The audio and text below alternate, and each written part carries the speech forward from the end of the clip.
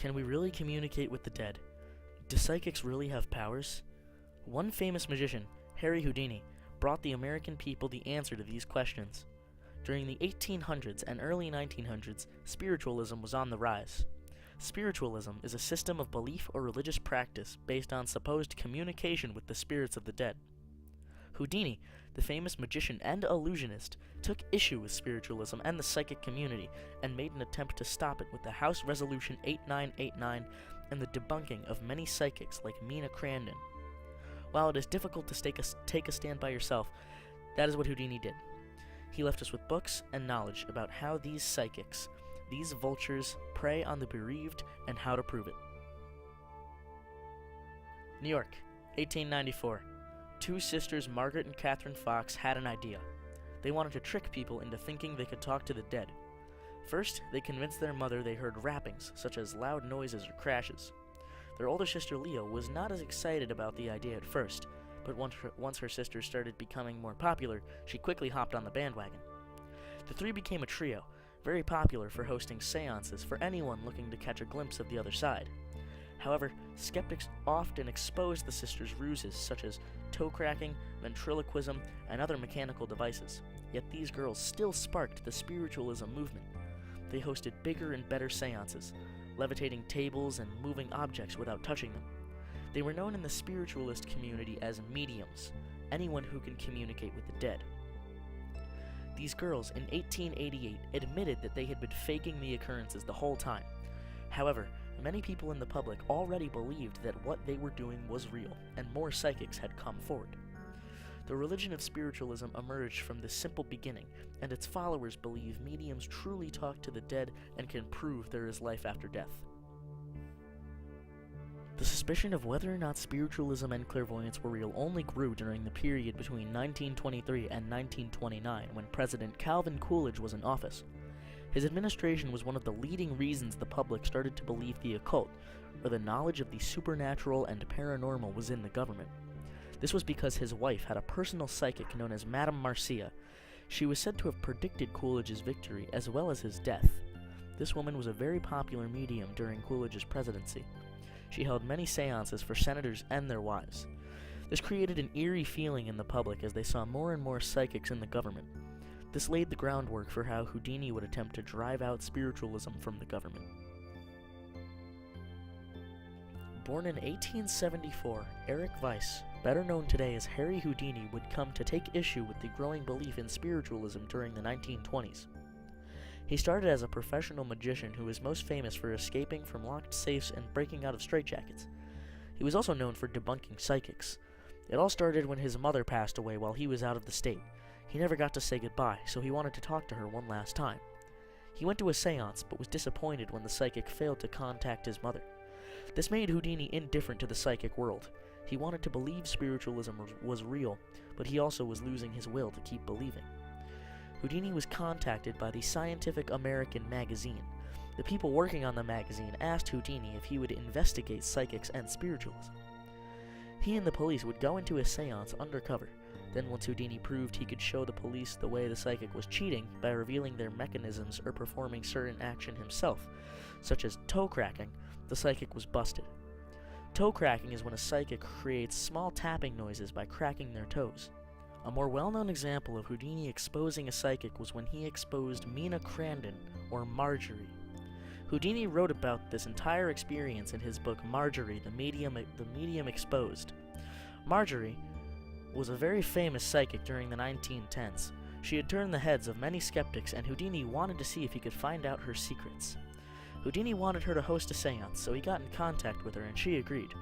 Houdini wrote, "If you give this award to a medium without the strictest examination, every fraudulent medium in the world will take advantage of it. I will forfeit $1,000 if I do not detect her if she resorts to trickery."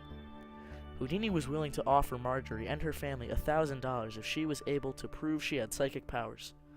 Houdini came prepared to the seance. He wrapped a bandage around his leg for the whole day to make his muscles more sensitive. By night, the part of the leg below the bandage had become swollen and painfully tender, thus giving me a much keener sense of feeling and making it easier to notice the slightest sliding of Mrs. Crandon's ankle or flexing of her muscles. Houdini discovered that she was using a bell box. It was a 14 by 6 by 5 inch box with an electric bell inside that would ring when a switch was flipped on top of the box. Houdini wrote, "As the seance progressed, I could distinctly feel her ankle slowly and spasmodically sliding as it pressed against mine while she gained space to raise her foot off the floor and touch the top of the box. To the ordinary sense of touch, the contact would seem the same while this was being done." This is how Houdini was able to tell that she was faking what she was doing. This wasn't the only way he stood up to spiritualism, though. He created his own bill. He called it the House Resolution 8989. It stated that any person proven to be faking clairvoyant powers was to be charged with fraud and subjected to a fine of $250 or face 6 months in jail. He went to Congress with this bill. One of his more notable attempts to make a difference was by standing in front of Congress and psychics with a sealed envelope. He said anybody that could read the message inside the envelope was a psychic. However, anybody who couldn't would be arrested for fraud and face the parameters talked about in the House Resolution 8989. There was one senator on the committee who was able to guess the phrase. Houdini immediately wrote this off as a lucky guess. Houdini was removed from the premises, but this didn't stop him from standing against spiritualism. Houdini had other ways of debunking spiritualism. Possibly his most famous method was the Houdini Psychic Contest. This was a contest that Houdini held on his tours during the 1920s.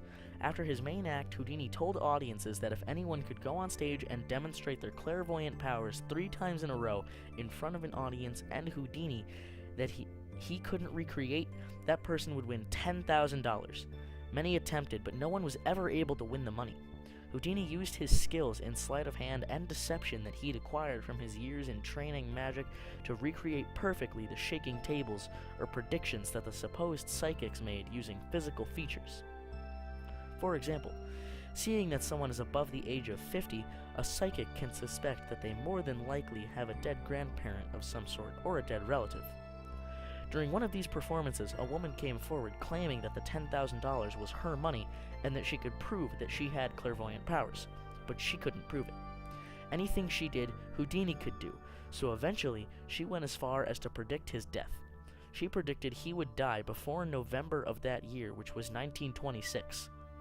Houdini died October 31st, that year, which was 1926. Houdini died October 31st, 1926. 1 day before the month of November. Houdini's death didn't mean that he didn't make a difference. He left us with books about how psychics were fakes and the methods that they used to cheat the system. Books like The Unmasking of Robert Houdin and The Right Way to Do Wrong expose many psychics and tell how they created their abilities. He also talked about the occult and how it needs to be shied away from, since it evokes vultures like the Fox sisters to rob innocent people of their money, like he was robbed when he tried to contact his mother. While Houdini did change the way the public viewed spiritualism, he could not get rid of it completely. There will always be believers, which is why taking a stand is such a difficult thing to do. Even today, there are people that believe they have these abilities and can talk to the dead. People like Teresa Caputo, who has her own show on TLC as the Long Island Medium, and John Edwards, a famous medium and television personality. Even kids have these beliefs, with games such as the Ouija board seen here. Yet even though these people still believe these things, there are people who do not, such as Darren Brown, a famous psychic debunker.